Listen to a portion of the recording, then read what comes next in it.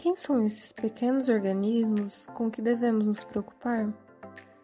No nosso cotidiano, seja em telejornais, livros, revistas e até em filmes e séries, nos deparamos com exemplos de algumas doenças ou patologias causadas pelos famosos micro-organismos.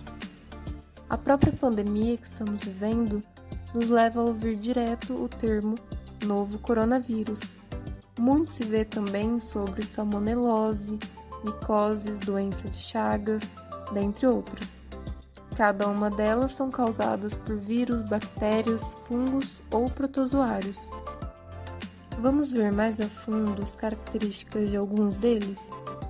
Os vírus são seres microscópicos, visíveis apenas em grandes aumentos e alta resolução. Uma característica que os distinguem dos seres vivos é que são acelulares, portanto não são formados pelo compartimento membranoso que constitui os seres vivos, as células. Assim, apresentam na maioria das vezes um envoltório externo chamado de capsídeo, e dentro deste o seu material genético, que pode ser de DNA ou RNA, os ácidos nucleicos responsáveis por carregar as informações genéticas do indivíduo. Além disso, alguns deles podem apresentar um envelope, ou seja, uma estrutura externa que facilita a sua sobrevivência e reprodução. O coronavírus é um exemplo de vírus envelopado. E como eles se reproduzem? Conforme já dito anteriormente, os vírus são classificados como parasitos intracelulares obrigatórios, ou seja, necessitam de uma célula para se reproduzir. Assim, fora da célula não são capazes de desenvolver nenhuma atividade metabólica. Entretanto, quando entram em contato com ela, assumem as suas atividades e levam as células a trabalharem para a produção de novos vírus. Entretanto, para que isso aconteça, os vírus devem ter contato com células específicas em que eles apresentam a capacidade de infectar. O vírus influenza, por exemplo, e o coronavírus causador da Covid-19 invadem células respiratórias, enquanto que o vírus da AIDS, por exemplo, ataca as células do sistema imunológico, sobretudo os linfócitos T. Isso acontece porque os vírus apresentam em sua composição proteínas ligantes que se ligam a receptores específicos da célula hospedeira. As células infectadas, na maioria das vezes, são levadas à morte. Entretanto, em alguns casos, passam a se dividir descontroladamente e formar tumores, como é o caso, por exemplo, do vírus do HPV. Portanto, como eles são transmitidos? Muitos vírus apresentam a capacidade de suportar muito tempo fora dos hospedeiros, até conseguir o contato com outras células. Isso acontece por meio de contato físico, gotículas aéreas, sangue e secreções, dentre outros. Determinados vírus apresentam também a capacidade de viver em reservatórios como água e alimentos contaminados, que são os vírus causadores de gastroenterites, poliomielite e hepatites A e E. Outros ainda precisam de vetores, o que é o caso do vírus causador da dengue, transmitido pelo mosquito Aedes aegypti. É importante ressaltar que a melhor solução para as doenças virais é a vacinação.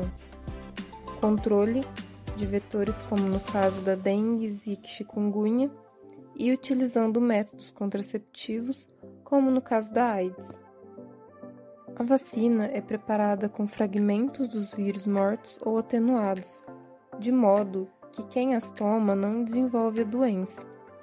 Assim, o nosso organismo, ao ter contato com a vacina, desenvolve anticorpos e os armazenam na memória. Por isso, quando a pessoa tem contato com o vírus, rapidamente os anticorpos são ativados e a doença não se desenvolve. Além disso, muitas vacinas são desenvolvidas a partir de métodos biotecnológicos, como veremos comumente com as vacinas aplicadas contra a Covid-19. Algumas delas utilizam fragmentos do material genético do vírus, outras utilizam a estrutura de outros tipos de vírus, como o adenovírus, e algumas levam o material genético da proteína que envolve o vírus, ou seja, que compõe o envelope. Por que tomei a vacina da gripe e fiquei doente? Ainda não é possível produzir uma vacina que desencadeie uma imunidade prolongada para a população como um todo. Assim, as amostras circulantes são coletadas a cada ano e são analisadas em laboratório. Aquelas mais comuns no ano anterior são utilizadas para a produção de vacinas no ano seguinte. De maneira geral, as vacinas contra o vírus influenza, causador da gripe, são multivalentes, protegendo contra as 3 linhagens mais circulantes. Portanto, as vacinas são comprovadamente eficientes no combate à gripe. Todavia, novas linhagens, as quais o organismo não teve contato e, portanto, não desenvolveu anticorpos, podem surgir. Vamos falar um pouco agora sobre as bactérias. As bactérias são organismos unicelulares procariotos, ou seja, são constituídos de uma única célula com núcleo ausente. Seu material genético fica disposto na região central do citoplasma, chamada de nucleóide. Além do mais, elas podem apresentar DNA circulares e menores, denominados plasmídeos. Revestindo sua estrutura está a parede celular, constituída em sua maioria por peptídeo glicano e que confere às bactérias uma resistência maior. Além disso, algumas delas ainda apresentam um flagelo para a locomoção. Como elas se alimentam e se reproduzem? Por serem encontradas em lugares variados, as bactérias apresentam algumas formas diferentes de nutrição. Algumas delas são autotróficas, ou seja, são capazes de produzir o seu próprio alimento a partir do gás carbônico. Quando utilizam a luz como fonte para essa produção, elas realizam a fotossíntese, ao passo que aquelas que vivem em ambiente em que a luz é ausente se utilizam do produto de reações químicas inorgânicas que acontecem, o que é chamado de quimiossíntese.